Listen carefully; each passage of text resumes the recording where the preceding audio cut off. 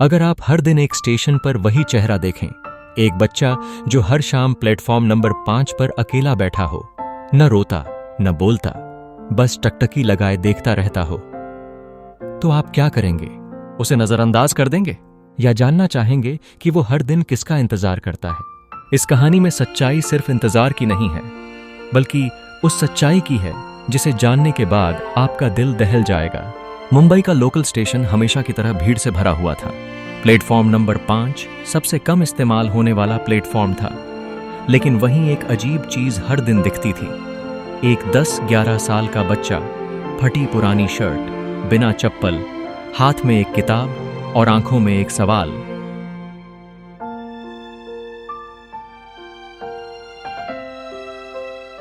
वो रोज शाम 6 बजे वहां आता और रात 9 बजे तक वहीं बैठा रहता।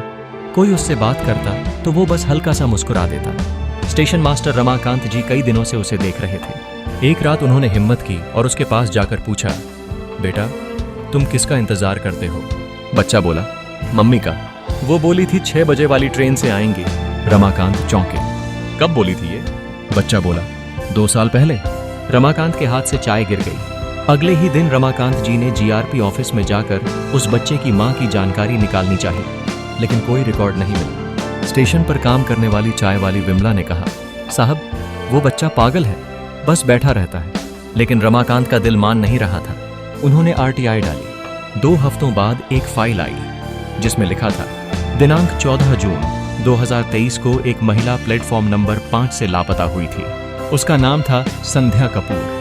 अंतिम बार देखा गया अपने बेटे के साथ। रमाकांत कांप गए। क्या ये वही बच्चा है? रमाकांत जी ने पुराने सीसीटीवी फुटेज निकलवाए। कुछ क्लिप्स में दिखा संध्या कपूर अपने बेटे के साथ स्टेशन पर पहुंची थी, लेकिन अगले ही सीन में वो किसी अनजान आदमी के साथ बहस कर रही थी और फिर अचानक गायब हो जाती है। बच्चा वहीं बैठा रह जाता है। सीसीटीवी फुटेज धुंधला था, लेकिन उस आदमी की जैकेट पर एक लोगो था, KR पैकर्स मूवर्स। अब कहानी सिर्फ एक लापता महिला की नहीं रह गई थी, अब ये एक संभावित क्राइम केस बन चुका था। रमाकांत जी ने उस कंपनी का पता निकाला। पता चला कि 2023 में उस कंपनी के कुछ कर्मचारियों पर महिला कर्मचारियों के शोषण का केस चला था। उनमें से एक का नाम था राहुल वाघेला, लेकिन राहुल अब गायब था। रमाकांत ने लोकल पुलिस को बताया। केस फिर से खुला।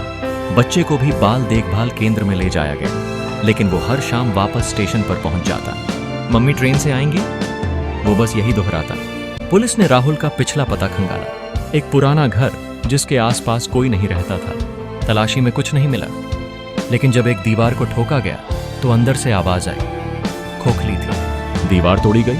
अंदर एक बंद तिजोरी नुमा कमरा था और वहां पड़ी थी एक महिला की स्केलेटन बॉडी, और उसके पास वही किताब थी जो बच्चा हर दिन हाथ में लेकर बैठता था। डीएनए टेस्ट ने कंफर्म किया वो बॉडी संध्या कपूर की थी। अब सवाल था, यह बच्चा 2 साल से कैसे जिंदा रहा? किसने पाला? जवाब मिला, स्टेशन पर काम करने वाली कुछ महिलाएं उसे कभी कभी खाना दे जाती थी। वो नहीं जानती थीं कि उसका सच क्या है। बच्चे ने कहा, मम्मी ने कहा था प्लेटफॉर्म नंबर 5 से आऊंगी। मैं हर दिन वहीं बैठा रहा, क्योंकि अगर मैं कहीं और गया तो मम्मी मुझे कैसे ढूंढेंगी। उसकी ये बात सुनकर पूरा स्टेशन रो पड़ा। पुलिस ने केस को क्लोज किया। राहुल वाघेला को पुलिस एनकाउंटर में मार दिया गया जब वो नेपाल भागने की कोशिश कर रहा था। स्टेशन नंबर 5 आज भी वैसा ही है, बस फर्क इतना है कि अब वहां एक बेंच पर एक प्लेट लगी है। इस बेंच पर बैठा था वो मासूम बच्चा जो अपनी मरी हुई मां के लौटने का इंतजार करता रहा 2 साल तक, हर शाम। उस बच्चे को अब एक नई जिंदगी मिल गई है, लेकिन उसकी मासूमियत हमें हमेशा याद दिलाती रहेगी कि कुछ इंतजार कभी खत्म नहीं होते। अगर ये कहानी आपके दिल को छू गई हो तो इसे शेयर जरूर करें। कमेंट में बताइए, अगर आप उस स्टेशन पर होते तो क्या करते? और ऐसी ही सच्ची, दिल को छू लेने वाली कहानियों के लिए चैनल को सब्सक्राइब करें और बेल आइकन जरूर दबाएं। आपका एक शेयर किसी की सोच बदल सकता है।